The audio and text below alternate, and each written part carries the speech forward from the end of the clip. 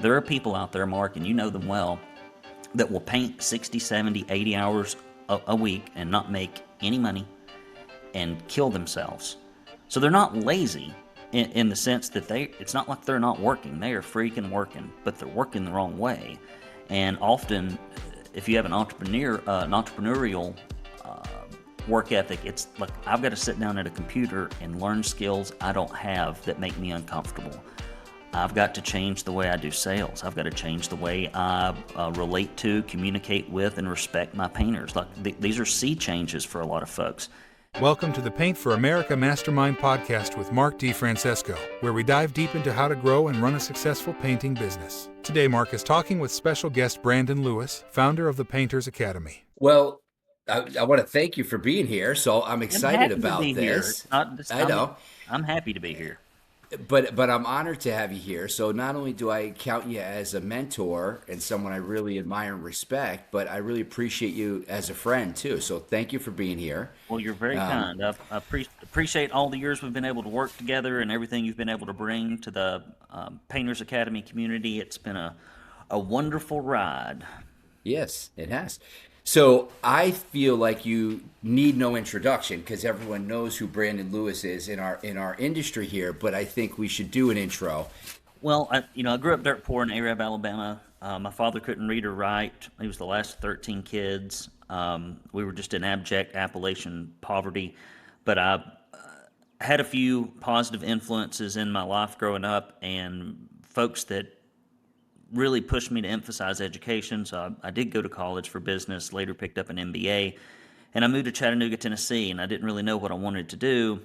And so I primarily ended up working in politics. I worked for U.S. Senator Bob Corker, Congressman Desjardins. I put his team together when he beat Lincoln Davis and flipped that seat. And I have, ran 14 campaigns and won 14 campaigns. And so I took that experience in politics and took a break and decided to start a painting business. And I started that. I always said that painting and politics and the press is the same because you're always trying to cover something up. And so I just used those skills masterfully. And it was a rough start, which we may talk about a little bit later. But I built it up pretty large and sold it successfully. And then I started the Painters Academy, and I've been doing that for a decade. And back in 2020, I started publishing the Tennessee Conservative News as a second business that's more of a labor of love. The profit ROI isn't very high, but the political and civic ROI is off the charts for the investment. So that has been a fun thing to do to get back into that a little bit as well. So tell me more about 14 campaigns, 14 wins. I mean, that's a pretty good win rate there. It is, and Di- it's like running a painting business, right? If you do everything fundamentally well, you win.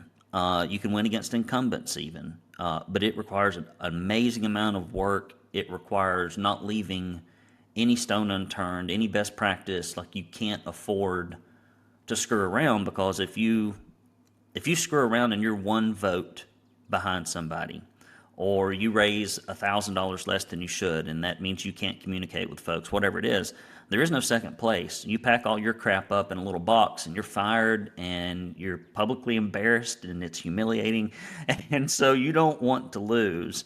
And it's highly personal. It's really dirty. And so you have to have super thick skin, and you have to just work like crazy. You can run a painting business, Mark, and be like the 10th best in your market, 15th best in your market, and build a fantastic, wonderful life, making more money than a doctor or an attorney. But in politics, if you come in, shy just by a itty bitty bit, like it's winner take all. And so I took that intensity with me into the painting industry when I started my painting business, and also with coaching, at least the way I look at people's businesses and what they need to do. so why painting? There had to be that moment where, I mean, there's other things as well. At that moment, you had to be thinking about other possibilities. What led to the painting, if you can remember back? It was an accidental, unfortunate, later fortunate situation, and that is I started looking for franchises. And I knew nothing about franchises at the time. Since then, I've worked with every franchise in existence in the painting industry at the owner level, and a few of them at the corporate level as a consultant for several years. But at the time, I didn't know anything. But what I did know is after starting the discovery process with a few of them, is I didn't have enough money to buy one, and I didn't have the resources for them to allow me to buy one. And so I stumbled upon somehow, some way, and I don't even know how, a licensing group. I'm not going to name it because there are still a few units floating around out there.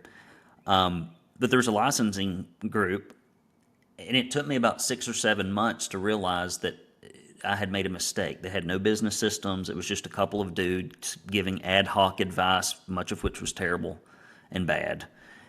And so it took me almost a year before I figured out, you know what, these guys don't know what they're doing. This is not working. I'm going to have to figure this out on my own through some other method. And that's when I really, started looking for other resources to run a service business, to do the marketing, to do the sales, and honestly went back to a lot of my political roots as it relates to marketing, and things started to turn around. But that first year was super rough. I had gotten into something I had no business getting into. I can remember my boss at the time at Baylor School. I was a major gift officer after Corker's campaign. And he tried to grill me. What do you know about these guys? Do you really know if this is a good thing to do? Do you know if you should be doing this? I was like, oh, yeah, yeah. God, these guys are great. Best guys ever. And he was right, and I was wrong. But it was either be publicly embarrassed by failing at something I had just started or grinding it out and making it succeed. And so I chose the latter, and I'm glad I did. Tell us more about that moment. I mean, I've heard you speak about it. I think it was somewhere around 2008, 2009. Like, it was also a bad economic time just in our country, but it probably felt like everything was going against you at once.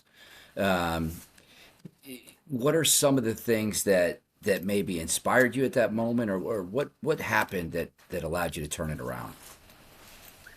I think one of the chief things that happened, Mark, and you've probably had this happen to you in your business before, I think every entrepreneur has, you will leave your vocation or you will leave a situation, and then for whatever reason, because you're going to do something slightly different, you think that none of the things that you learned previously applied, and you abandon those things.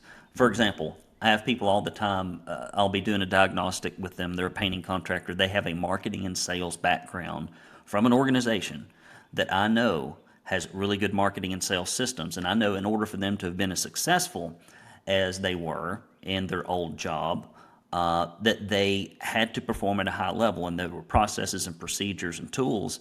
And then I'll look at their sales system and their email in a PDF, and I'm like, did you do that at the old business where you made hundreds of thousands of dollars as a sales manager or a sales rep? No.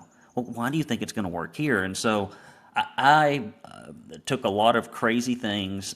Image marketing is probably one of the worst money burners. And I got back to direct response and really tracking things, picking a small audience and focusing on them, just like you would in a campaign.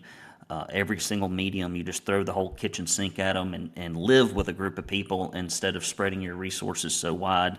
And then I started the Chattanooga Trades Association, and having that network of people sending me referrals, and also having that framework of other peers to talk to and to get resources from and to help each other out was a huge boon, both financially but personally. And I'm still friends with a lot of those folks and see them regularly. And I just got back to basics. And then I made that awful transition from subbing out to someone. A lot of people do this where you'll go find a sub and you almost send them all your work because you're just starting and you don't know anything about painting. And then there comes a point at which that individual can't process the volume that you're driving if you're good at sales and marketing, and things start to fall apart. And then you have to become a real boss.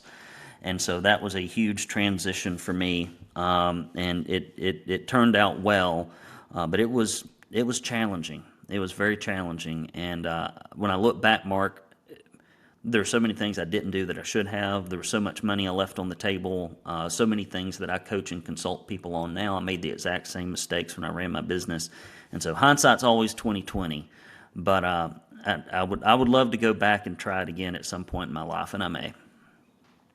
Would you say that you started and you maybe started going down the wrong path when you might have taken some advice from this I don't want to call it a franchise, but this licensing thing, instead of just focusing on what you had already known from politics? Was that part of it? And just That was a big part of it. And this outfit specifically focused a lot on commercial repaints, and they primarily had a national chain model, which the okay, sales cycle on that is long. The decision makers are hard to reach.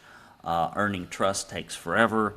Whereas, repaints, if you put a little, backpack on and go door hanging, which is what I did for about 3 or 4 hours a day, in addition to radio advertising and networking and direct sales and a bunch of other things, you can go hang doors for 3 or 4 hours and you'll get 2 or 3 phone calls. Even if you don't get them to the door, if you just hang the piece of paper on the doorknob, like that's it. And it won't knock your socks off, and it's not as good as actually knocking on the door, but it does make the phone ring with the lowest hanging fruit. And that is easy, right? You can get an immediate return on that. You can go knock on somebody's door. You can visit them in their office.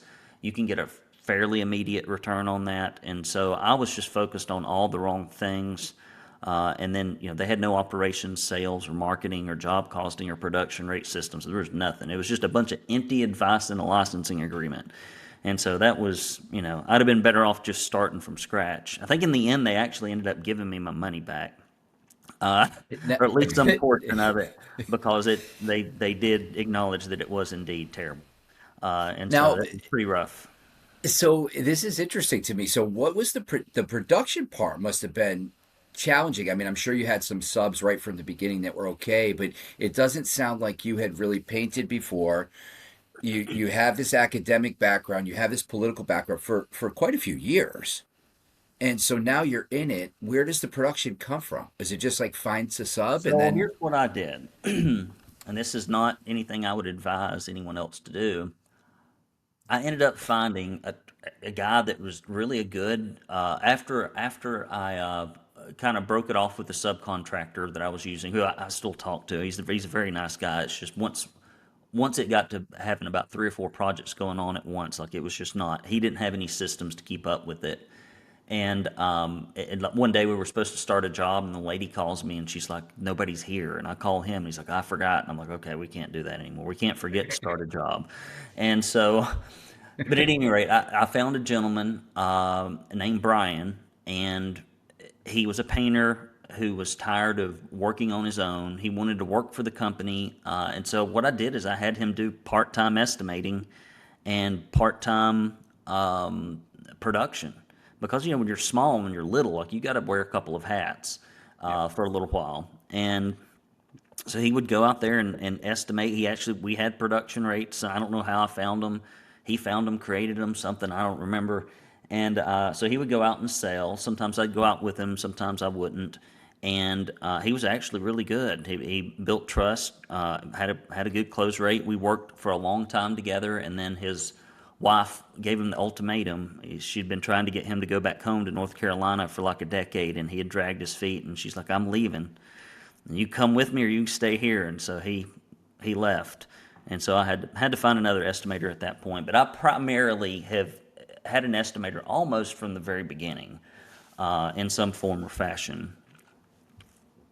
So when you were in it, what did you like about it? What did you hate about it? The business itself. Like, was there a certain portion that you were like, that's where I geek out on that section of it? I like sales, marketing, and systems, Okay. but I don't really like it. Like I like what would I say, the commercial sales and the networking with other business owners.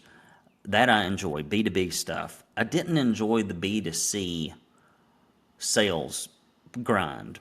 That is not something I would go on large projects if they're residential, or if they were a B2B referral source and it was their home. I would show up. I just stood around and chit chatted. I mean, I honestly didn't know what was going on many times, but I was just there, right? I was there to be the face of the company. So I love that part. I love the relationships I had. The thing that I do not like, I'm not a very good manager of people. I'm just not. I'm not the best manager of people. I like to sit down and work on my superpowers. I've always had to bring a team together, but it's not like I love it. Like Tara, who works for us, who's the former CEO of Fresh Coat Painters, she's a people person and a people manager, and she's got the skills for it. and she likes it and enjoys building a team. To me, because I'm not the best at it, it's stressful. And then, of course, your painter smoking pot in the house. Your painter walked off the job while you're pressure washing 1 million square feet at Volkswagen Auto Manufacturing after you've gone through all this stuff for them to be there and you're on vacation down in Florida and you've only been there 5 minutes and now all the profit and the job's gone in 10 minutes. And it's just like stuff like that, like things that just happen in the field that are utter catastrophes. I hate I hate somebody to be disappointed in the services that I offer them, and no matter how well I tried to screen and hire, like somebody always seemed to get through that would putz it up, and so that's why I've enjoyed coaching a lot more than actually running the painting company, because I don't get a lot of complaints because I say we're going to deliver this thing, and that's what we deliver. And aside from the occasional ball that gets dropped, which every organization does, it's like quiet, smooth sailing, no emergencies. So the painting is a little bit different animal as an owner. Having that many people that aren't under your supervision, out doing their own thing, is a very difficult business to manage. And in closing, I would say on this, Mark, I think that's the reason you don't see any corporately held home service companies, generally speaking. I mean, you might have Champion Windows. There might be a couple of plumbing and HVAC companies, but it's probably like 1% of the market. And it's because I think there has to be an entrepreneur who's bought in at the helm of a painting business or any home service business to actually make it go. It's remarkably profitable. You know, somebody hands you, Mark, I kid you not, a contract on Monday. You put in $5,000, and on Friday you get 10 grand. And you can't do that in any other business, and sometimes better. And it's remarkable, but it's like riding a bull. You better hang on because it will throw you off if you're not careful. So I hear you mention your superpowers.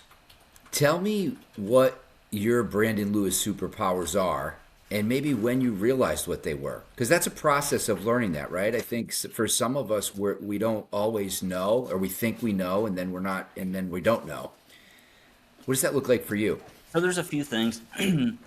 I would say expeditious uh, writing. Like I can write a lot in a short period of time without a whole lot of thinking. I can come up with headlines and phrases and ways to put things together. I've been writing forever. I remember winning.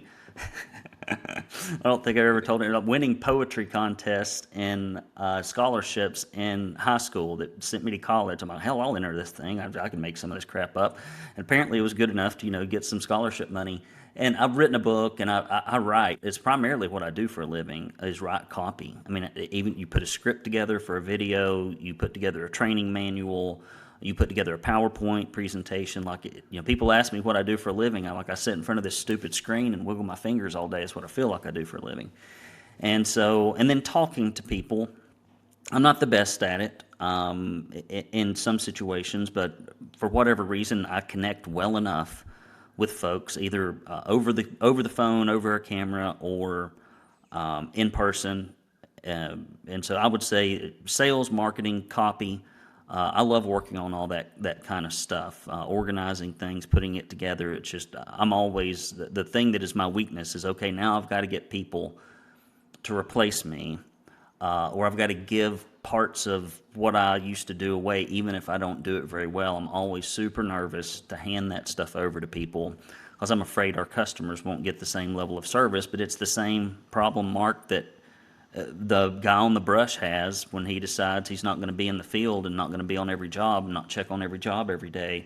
Like it's the same thing. So while I'm coaching our members to do it, often in my business I ain't doing it myself. So it's like consultant heal thyself.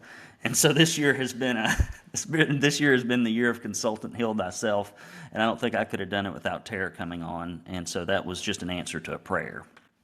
I think this is great. Like, I think it's such a unique perspective, you being in politics and running campaigns successfully. Like, what's the one, like, nugget can we give people listening that, what's the bit of advice you can give that you learn from politics that regular marketers don't do? So, a political campaign is like this highly compressed sprint of marketing, sales, and operations because you've got canvassing, you've got phone banking, you got to work with vendors, you got TV, you got radio, you got different media markets. It's just a whole bunch of stuff. You raise up this huge volunteer and even staff army in a short period of time, and it's you want to talk about seasonality. People think they got seasonality in painting. Imagine if you had seasonality every 2 or 4 years for 18 months. Now that's seasonality, right? It's even more than that, and so it's just so intense. What it taught me is a couple of things. Number one is if you're organized and efficient, you can do more and you can do it quicker than you thought. That's really where I learned my work ethic in an office environment. I would always go out and break a sweat doing manual labor. I worked at an animal clinic from 7th till 12th grade. I wasn't afraid to do that kind of stuff. But being mentally willing to grind out work in an office environment, doing things that are unique and different than what you've done before is not something you can get unless you're put in that kind of crucible. The second thing that I think it taught me is it taught me about how to build a list. First rule in politics is to build a list of prospects. 3 or 4 primary voters. How do you pull a list? How do you communicate with them? What kind of cadence do you use? How do you combine mail, canvassing, ringless voicemail, radio, etc., to make sure you get the optimal return without wasting any money? You got to be very careful in campaigns that you spend the lion's share of your money on outbound communication that gathers votes. If that's hiring field staff or if it's spending money on mediums, but you can't be wasteful. It's got to all be efficient and effective, and so that is a lot of what I learned. And of course, just how to communicate and network with people. It's very doing what I do now in the Tennessee Conservative. We've got tens of thousands of subscribers, and I see a lot of people. I see a lot of people when I go out in my community and across the state. And so that learning how to communicate with folks, speaking in front of people, making friends, making alliances, those kinds of things it's all important if you're going to win on election day. Before we jump out of the politics question, I guess I have a question here. 14 of 14. That's awesome. Is there a pull on you to go for 15? And Well, there had to have been. What's kept you well, from I have. going for The last 15? Okay. two have come here in the last. So it's funny. I went from being paid as a political consultant to the last two things I did. I helped a friend of mine, and I've become kind of a de facto campaign advisor. Unfortunately, they don't pay me, and now I pay them. Like I max out to them as a donor, and I give them my time because I don't want the tether of. I like to give advice on my own time and freely, and then that way, I already have my coaching arrangements. I may end up doing a little bit of that, and I started doing some Candidates Academy again here recently. But we recently unseated our House Finance Chair here in my local district. She had a terrible voting record, and we were outspent 20-1. And Michelle kicked her keister to the curb. We recently had an 8-seat GOP reorganization here, and our slate swept the whole thing 2-1. Every person in power who was in the establishment tried to oppose us, and they lost because they don't know how to run campaigns. And gossiping is not running a campaign; it's just gossiping. And so they couldn't separate the difference between the two. And so it's been fun to do it. I still do enjoy doing it because I want my state to be good. And in 2020, it was not good. It had abandoned its constitutional moorings, and we had to claw and scrape to get special sessions of the legislature to get everybody's medical and personal and civil freedoms back. And we were one of the first states to do that, but it took a grassroots uprising to make it happen. So it's been fun. It's been fun doing it, and who knows, I may end up doing it again at some point for a little bit of cash, but I will limit my interaction as probably a advisor with some sort of retainer monthly, and you get this much time, and that's all you get because politics can consume your life. because it's in the news, because the news breaks. Politics, things change immediately. With a painting business or a coaching business, it's pretty steady Eddie. But with the news and with politics, it is, you never know. Like something gets dropped in your lap, some big story, some big opportunity, some big crisis, and you got to go freaking try to do something about it. And that is completely different than running a coaching or a painting business. So you, more than any person probably in America, has listened to painting contractors talk about what's going on in their business, where they are, where they want to go, all the bottlenecks they have, right? I mean, you've done how many diagnostics or how many Somewhere between discovery 2,500 calls? and 2,600, I think, assessments. And I still enjoy doing them. I mean, that's one thing I do enjoy. I enjoy figuring out, okay, here's the things that are wrong in your business, and you do anything over and over again, you get better at it, in most cases. And so, yeah, it's been fun. I mean, people often will talk to me, Mark, about what they think about the average painting contractor, and I'm like, no, that's not correct. That is not true. That is wrong. And I'm like, well, you don't understand. I'm like, I don't care what you say. You can't convince me. I've seen too much. This is where the truth runs. That is not where the truth runs.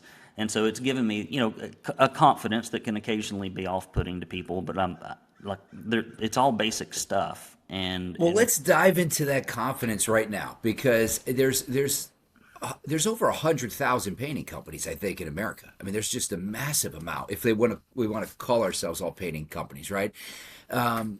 What are some of those things? Because you've seen it and heard it. What are some of the major challenges? A couple that always come up that by now you're just like, this is so obvious, but we don't see it as owners. so I look at it really as I look at it through two perspectives. I look at it at the owner level, and then I look at it at the business level. At the owner level, what I see primarily, well, let's just back up. The painting industry, on average, does not do very well. Most people that own a painting business, they're not doing well. They're not doing well financially. If you go to the paint store and you find your typical owner operator, they're not making much money. They're often making less than they would make as a crew leader if they just work for somebody else. They often don't even know how much money they're making. And it's primarily because people go, not everybody, because I didn't do this, but most people, I'd say 90 some odd percent, 95 maybe, go from being a tradesperson on Friday to a business owner on Monday. And they continue to function as if they are just a crew leader, and they do the marketing and sales and hiring things terribly and begrudgingly and wrongly. And they do it for decades, and then their body falls apart, and they quit and go do another job, and they can't even sell the thing they've worked on for 30 or 40 years. And so the industry situation is not what we see at conferences. It's certainly not what we see at the Painters Academy annual event. It is a completely different landscape. So that's the first thing. And so when people come to me, what I'm looking for, if you're an owner out there, number one is, do you have some sort of a positive attitude? Meaning, you feel like there is an opportunity in the painting industry if you do things differently for your life to be better, both financially and day to day. A lot of people come to me and they don't believe it. And it is so deeply entrenched in them that they are convinced that they will forever be in poverty. And in most cases, they're right. Not because they can't make it, but because they have sold themselves for decades on the fact that they can't make it with their own internal dialogue. And then I look at, a strong foundation of key concepts. Do they really understand, how a painting business works? And often they don't, or they hold these concepts about what works and what doesn't that are actually the opposite of what works. And a lot of them are commonly held. Like, I mean, I would say there's probably 95% of painters think they can guess how long it takes to do something and it's going to be accurate. They think it. They believe it. They believe it like the sky's blue, but it's completely untrue. But it is a commonly held belief. And there are many others that are untrue. I look at the owner time management. Like, can the owner manage his time? If he can manage his time, he will succeed. If he can't manage his time, there is nothing I can do to help him, nor can anyone else help you. All problems in business are almost an owner problem. And two others, I would say, and the ones that are doing well, is when I put something to someone, Mark, that I know will succeed, and I'm like, so you got this big client list and you never communicate with them. If you thought about doing that, with that, and then I'll go through all the reasons why they should do that. And then I get one of two responses. The ones that are about to be wealthy will go, Well, how would you do that? Well, you know, it seems like that makes sense. You know, I should have been doing that. You know, other companies do that. I know I should be doing it, but I just don't know how to do it. Those people are like, okay, so should I do it this way? Should I do it that way? It's almost like you've handed them a Rubik's Cube mentally, and they start doing this. And then the ones that are dull-witted, that are not going to make any money, that are destined for poverty, they do this. They push back. Well, that ain't going to work. Well, we only paint every once in a while. Well, they only, like they've got an excuse for every solution. And so that pushback mindset. So when you're presented with an opportunity to succeed, some people try to start grappling with it, and then some people just push it away. They want to swap the credit card and they want the results, but they don't want to do the work. And that last part is an entrepreneurial work ethic. And that is different from a typical work ethic. There are people out there, Mark, and you know them well, that will paint 60, 70, 80 hours a week and not make any money and kill themselves. So they're not lazy in the sense that it's not like they're not working. They are freaking working, but they're working the wrong way. And often, if you have an entrepreneurial work ethic, it's like I've got to sit down at a computer and learn skills I don't have that make me uncomfortable. I've got to change the way I do sales. I've got to change the way I relate to, communicate with, and respect my painters. Like these are sea changes for a lot of folks. And my dad once said, and he couldn't read or write, we were driving down the road, and Uncle Doobie, which was a great influence, as you might imagine. Uncle Doobie, who wasn't really my uncle, but we called Uncle Doobie, was in digging a ditch on the side of the road. I don't know if he was doing something for the county or whatever. That he had a job every other month doing something, and I think I said, I don't know, I was 6 or 7 years old, because Uncle Doobie was so much fun. I said, I want to be like Uncle Doobie. And Dad pulled the van over to the side of the road. And like he said, son, you will not be like Uncle Doobie. He said, you're going to have to learn things. I didn't learn to read, and I didn't learn to write, and look at where it's got me. And said, you're going to get an education, and even if it's uncomfortable, and even if you don't want to do it, so this is going to happen. And so I would say that same thing. There's a lot of Uncle Doobies out in the painting industry who think if they just dig the ditch that the money's going to roll in, when really the hard work, the challenging work, is the mental work that is required in learning the business end of the business. And as soon as they get excited about that and start putting forth some effort, everything always changes. There's a lot to unravel there, but I wrote down and I circled uncomfortable a lot, because I feel like that is something that maybe we don't consciously realize, but that's part of it. Like, how do I, the owner is always the problem and always the bottleneck. And, I still struggle with that every single day, and probably will the rest of my life, because it's true. It's a hard truth for me to accept as the owner. But even uncomfortable because, you're going to go learn to read and write and do your academics and do all these things when maybe that's not what you're used to, or you're going to learn to sell when you're used to swinging the brush.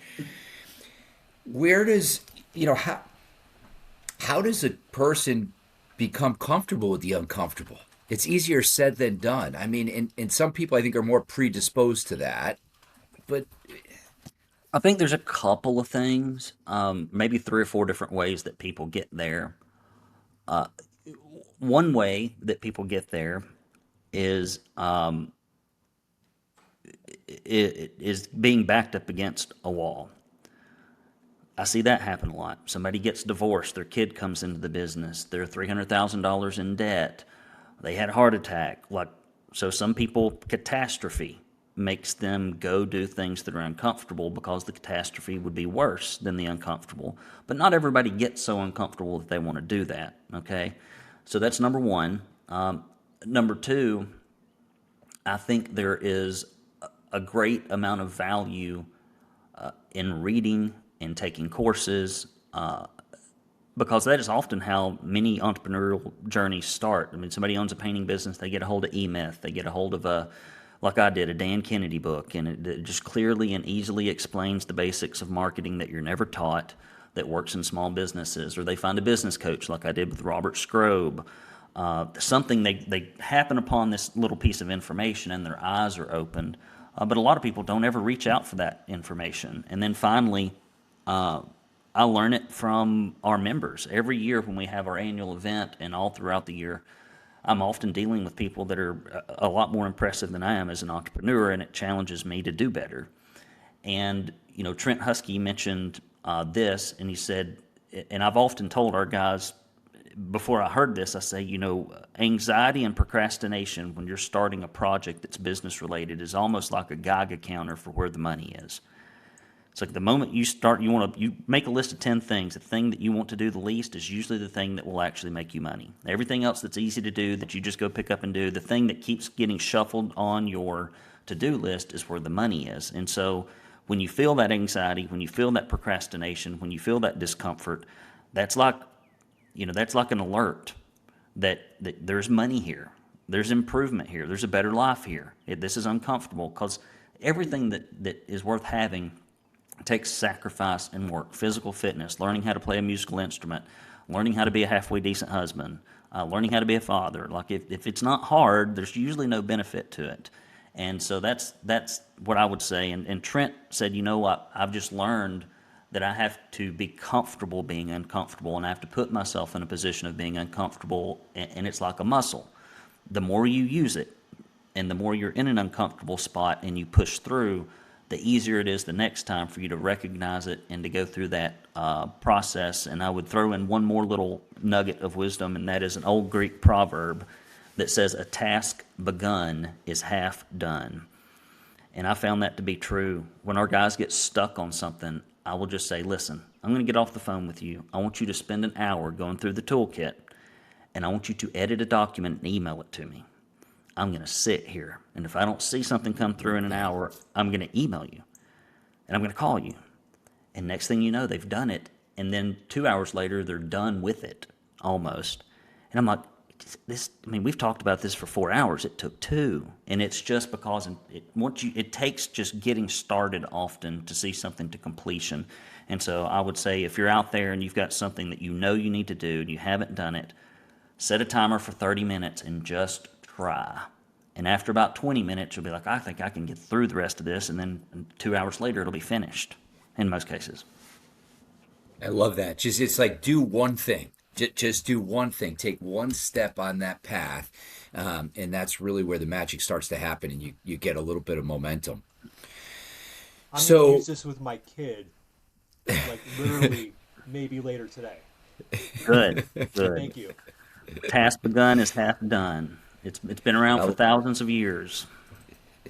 So while we're here together, let's talk for a minute about who you really can help. Because, you've been doing this for so long and helping painting contractors for so long. I think you have a very clear, in your mind of who you can help and who is not going to be able to help at this point in their journey. So who can you help, and how can you help them? So those are big things. The folks that are willing to work for 4 hours a week or more in a dedicated block of time, I've never seen anybody that came into our Painters Academy, if they worked and just did the stuff, that failed. Never, not once, ever, ever, ever. The only time I see people fail is when they don't get stuff done. That's it. It is just so simple. Once you understand the fundamentals and the basics and start implementing these basic business systems, because painting is not really very complicated at its core. It's not. It's pretty darn simple. But you've got to do things a certain way. If you don't do things a certain way, it will cost you a tremendous amount of money and stress. You can do it wrong as long as you want to, but you'll have higher stress, you'll have more problems, and you'll have less money. So you'll log the same amount of time doing it. And so people that are willing to work, I can help. And, I have discovered, Mark, every time I work with somebody, like I was on the phone yesterday with a new client that runs a $4 or $5 million painting business. Well, actually, I think it's around 7, and they'll probably be at 10 this year. And their problems are the same. They're just the same problems that the small companies have, except now it's harder to get it done because the owner isn't doing it themselves, and he's going to have to get somebody else to do it, which is always very difficult. Like, the bigger the organization it is, the harder it is to get it to change, and the harder it is to get anyone but the owner to do it. Very difficult. But they never communicated with their clients. I'm like, what? But how do you get this big? And it's like they've got this database of massive database that they never communicate with. It's just all like project managers talking to folks on the phone that they have a relationship with, and they have this huge amount of churn every year that they just lose these accounts. How did we lose this? Well, we don't know, and it's like it's crazy, and it's still the fundamentals. I'll work with people, I kid you not, Mark, that are huge and they're not using production rates, and they can't figure out why their budgets are all over the place. And I'm like, this is such a fundamental first step. It's one of the first few or three things that we cover. So everything that's really in our first few phases, and I'll rattle them off here, are really what make a big difference. So if you're out there, first off, owner time management. If that's broken, the rest of your business is going to be broken forever. It will not get any better, and you can't go to another situation where things will improve because you will take that same problem with you. Number two is job costing. People don't know how much money they're making on their jobs. I kid you not, how many hours are in them. They don't give their guys labor budgets at all. They keep them in the dark, don't show them the scoreboard. It's crazy. Production rates, like how long does it take to do something? Not a guess, not unit pricing, not square foot pricing. A good system for communicating with your past clients and unconverted leads and B2B referral sources, both for retention and reactivation, sales, which you are a master at. I don't know anybody that likely teaches sales better. If you're out there and your sales sucks, I would talk to Mark, and if you're managing salespeople and they suck, I would really talk to Mark, because that's something that he has figured out, I think, better than anybody else in the industry. And then, you've got to have systems in place to help your crew leaders succeed, very simple business systems so they can start a project, bring you back a check, make the client happy, come in on budget. You need that same process for in the office. And you got to be able to hire and recruit, run a crew meeting, pay people with incentives. If you just do those first 7 or 8 things, which is what we lead in with in our coursework, you can double or triple your income in a very short period of time, month over month. And I see people all the time that do that. And I call them, Mark, when I'm on the phone with them, I'm like, you are a doubler or a tripler. And that is, you're processing all this work unprofitably. You've got a bunch of painters. You've got a huge client list. If you just, fix marketing, sales, and operations a little, you're going to watch that cash flow double or triple to you as an owner in a very short period of time, because math doesn't care about your feelings. If you fix the business systems that impact the metrics flow into your bank account. And if those systems are broken or the metrics are bad, then your metrics ultimately will be bad, and that's owner income. And so I think I can help almost everybody. With that having been said, I don't always connect with everybody.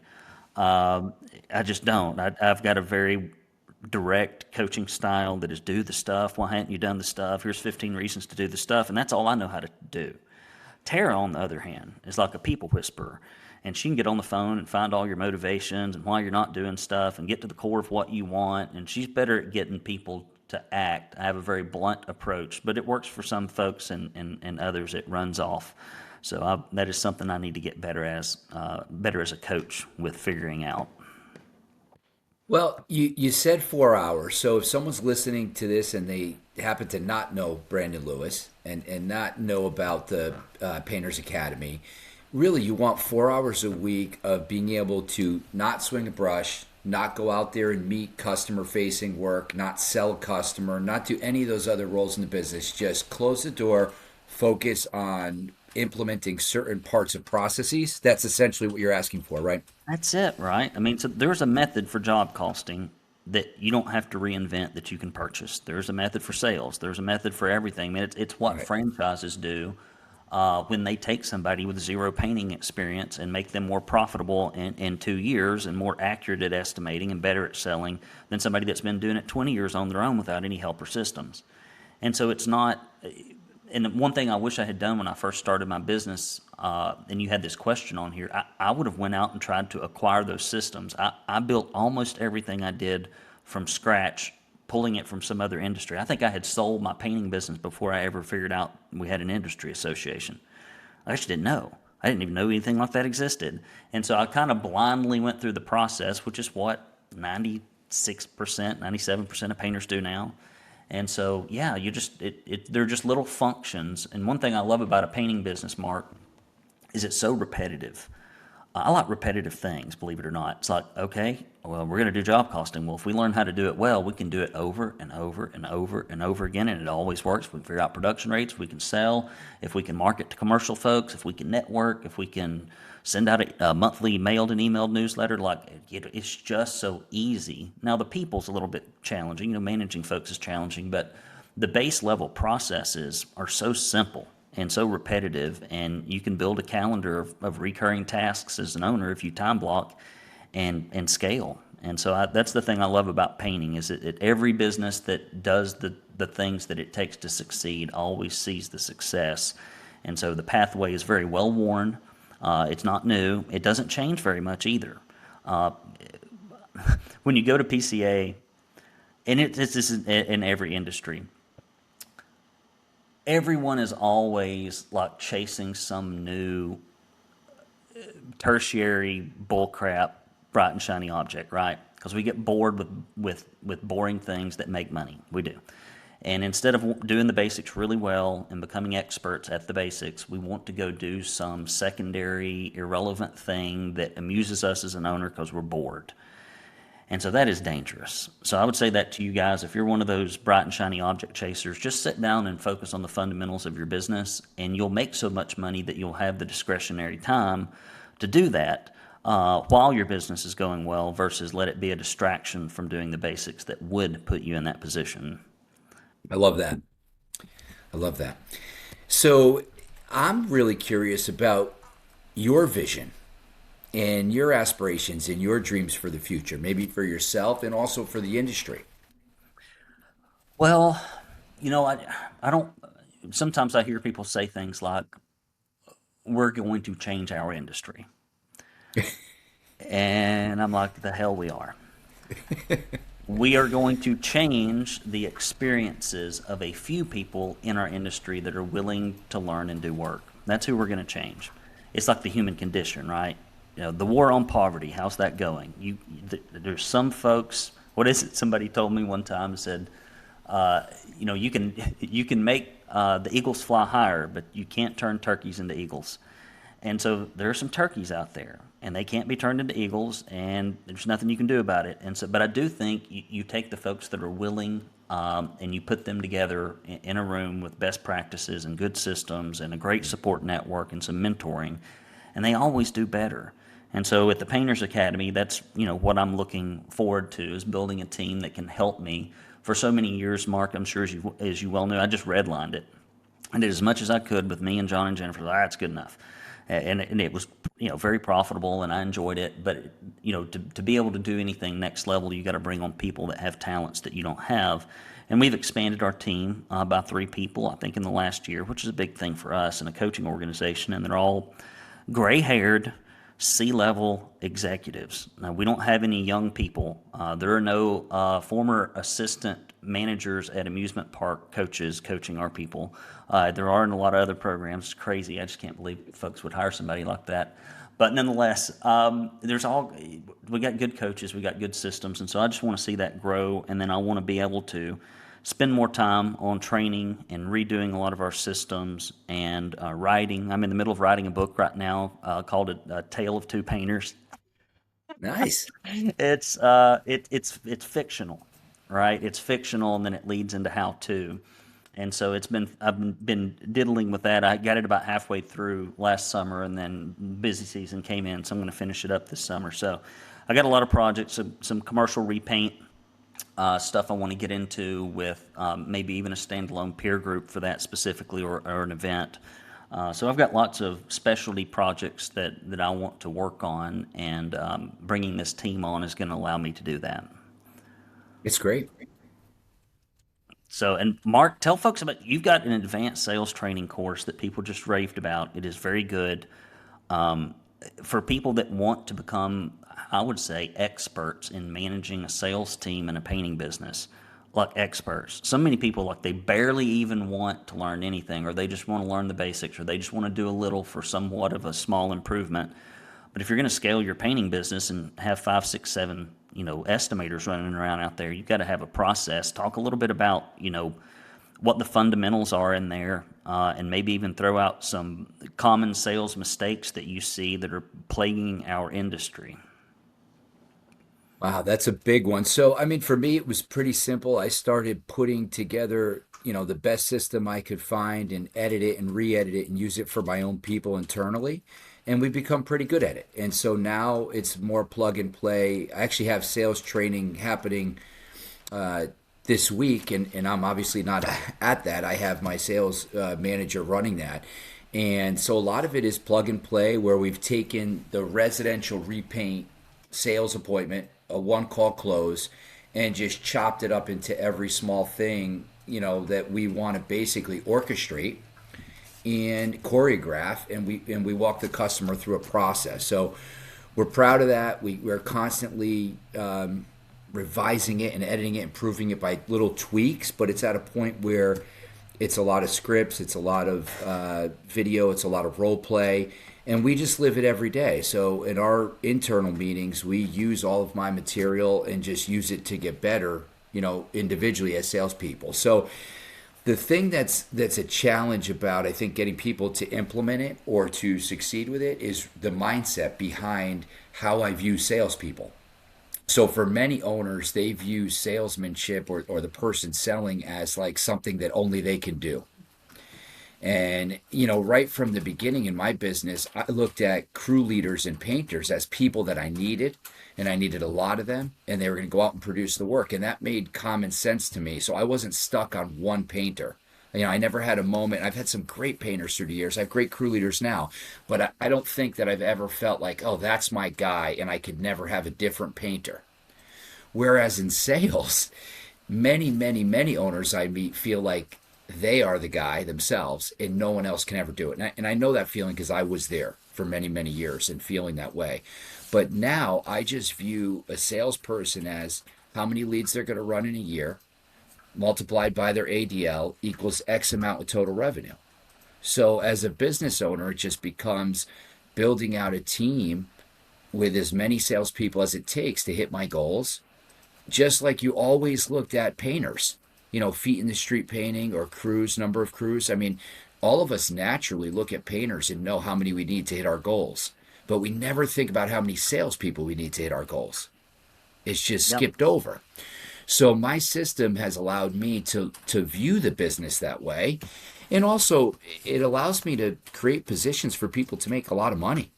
Because in the painting industry, if you paint and physically swing a brush, you are capped to some degree. You can get faster, you can get production bonus, you could do more. But if you're a commissioned salesperson, the cap is off. If you're a real ambitious person that wants to become great at salesmanship, you could go make $200,000. It's really hard to make $200,000 as a painter, even a great crew leader. So it just opens up another opportunity for people in the organization to go and win and succeed. And I think that's what excites me about it. 20 years ago, I didn't realize that someone could come into a painting organization as an employee and earn that much money. Hmm. But if the opportunity is there with a pretty high-end residential repaint company allowing a commissioned salesperson, they could go out there and do tremendous. And to me, that's exciting. So with our core group in the sales room, it's really about it reminds me of like an Olympic team. Like, what are we role playing this week? What are we trying to get better at? How are we growing? What are we listening to? And it's not without challenges, massive challenges. Okay. But I think it's fundamental if you want to be in residential repaint and you want to be, I don't know the math, but probably above 3 or 4 million consistently for a long time. I think you have to have that if you want to become an owner and stay in the owner role. Yeah. I agree. It's what I have found over the years is painters get really excited about sales and marketing themselves, but they're not very excited about recruitment and hiring and training the people in their company. Look, they demand, demand, demand, demand, and then you start talking about capacity and everybody falls asleep. And I'm like, you can't have one without the other. And sales is the same thing. You can't run your painting business forever with just you as the salesperson. You will be a sales manager at some point if you keep scaling, whether it's one person, two people, three people, it's going to happen. And so getting good at managing salespeople is something, most owners are going to have to do, or at least, get, I think if you just a lot of times taking people, just getting them mediocre if they're terrible. Okay, this is terrible. Let's get this slightly above average. Fine. You make a bunch of money with slightly above average in painting. And so I think your coursework is phenomenal. It digs in. One thing about sales I think folks don't realize, because our systems are very basic and fundamental at the Painters Academy. But if you really want to dig in and help somebody become a better salesperson, it almost becomes a mentorship situation, like having a physical trainer that you work with every week, every month. Without that one-on-one feedback and talk tracks and ride-alongs and all that stuff, you'll never really get your sales team up to their full potential. So you have to kind of become a sales mentor, it seems to me, to really take somebody from above average to excellent. And you talk a lot in the Painters Academy about recruiting and hiring processes, and I think that's fundamental to every single part of the business. And that was probably the last thing. I mean, I'm still trying to get better in every aspect of my business, but I think for me, I feel like the last for years I've been like team builder. Like that's my role. It's like team builder, team builder, team builder, and it doesn't end. It's 365 days a year. We have a sales training right now, and I'm already talking about a sales training that's going to happen 90 days from now, and who's going to be in that class. And it's not anything bad. It's not necessarily even a retention problem. It's just a growth thing. Like if you want to have the best possible company, you have to always recruit, always hire, and always train.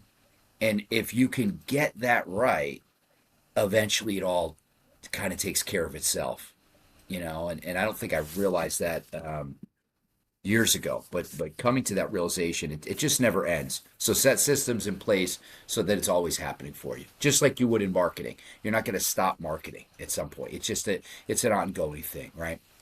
Yeah, it is amazing. We're very lopsided in the painting industry. Tons and tons of interest and enthusiasm for getting work. Not a lot of enthusiasm for getting the people to process the work.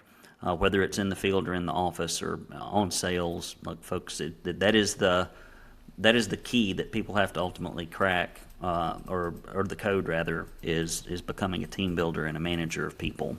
As that will, you can really go pretty far with a small team in painting and have an excellent living. But if you want to go a little bit further, it requires a different skill set. So I have something, and you guys can decline. We can just end it here. But so, like, what things do you maybe have a difference of opinion on that maybe we could have a little spirited debate on? I don't know, Mark. I There's got don't. to be something. Trying to think of something. I've been trying to think of something for almost 10 years now. And because in meeting Brandon, he has a very direct way about him, which I have at times as well. And I think when I met you, I was already a multi-million-dollar painting business, I believe. And so you've helped me immensely. But I think there were moments where I felt like, hey, this is kind of fundamental. And this is going to help a guy go from wherever he is to 1 million or 2 million. But I don't think I've ever found something that I disagreed with in all that, or said like, I focus on the fundamentals. But because I hardly ever get through the fundamentals with any of our members. And so it's like I hardly ever get through the fundamentals. Like I rarely see anybody get through the fundamentals. We have like maybe 10% of our membership and then once it becomes team building and scaling, I like to turn them over to Tara because I just don't like messing with that stuff because it gets too complicated. And so there's a lot of skills that I don't have, but I don't know that there's much that, the thing about it, I would say is, I always say that your goals dictate your methods. The moment you set a goal of high achievement, there's a whole bunch of things that just get swept off the table. Like you can't do it that way anymore. I want to scale this huge company without production rates. You can't do it. I'm going to do this without Salesforce. I'm going to do this without by emailing a PDF, and we're going to get real big. No, you're not. And so the thing about me and Mark, I would say, is Mark has achieved a very high functioning painting business And to me, the rules in business are like the rules of aerodynamics or hydraulics. You can ignore them, but the plane will not fly. It will not fly, and it will not fly well. And so I would say that people that have high functioning businesses agree on most things because to get there they had to agree on most things. That's what I see a lot of. I And to think. piggyback off that, I mean, the fundamentals are the fundamentals. You know, like in the departments in a painting business are the departments. And, you know, there's marketing, there's sales, there's production, there's accounting and kicking back your numbers and feedback, there's HR, you know, on some level. And there's a little bit more. There could be a service element. But these are fundamental things. And I think how they look when they're performing well are all very similar. If you talk to people in all different states and all different parts of the country, there are different small methods to get to where you want to be. And we can go back and forth all day about what's right and what's wrong, but you use it, practice it, implement it, and then measure it. And if, you know, so, and I think we kind of align or agree on most, if not all of those things. And I think most people that are successful in this industry probably will. So the small little methods might adjust slightly depending on who you are and where you come from, what you're doing.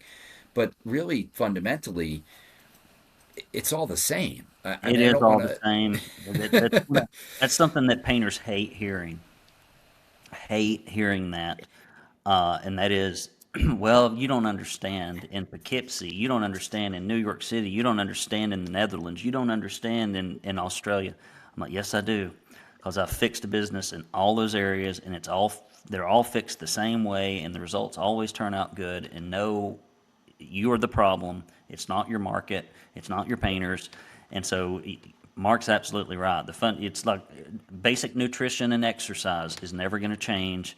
And people, that's why they can sell billions of dollars a year of junk BS to people to lose weight or do whatever else, and they ignore the fundamentals. They're never happy with the results.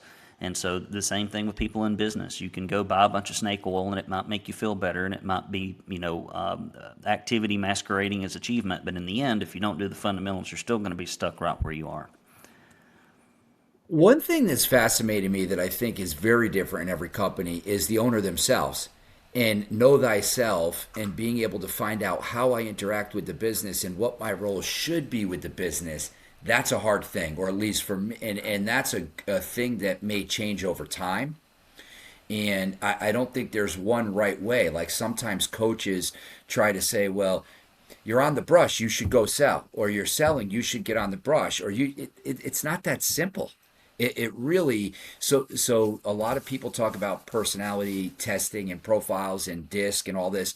That is valuable. It's valuable to try to self-reflect and then try to put yourself in a position to help the business. Eventually the business becomes this thing separate of you, and the way you're interacting it is going to determine how it's going to be nurtured and grow and or be choked out.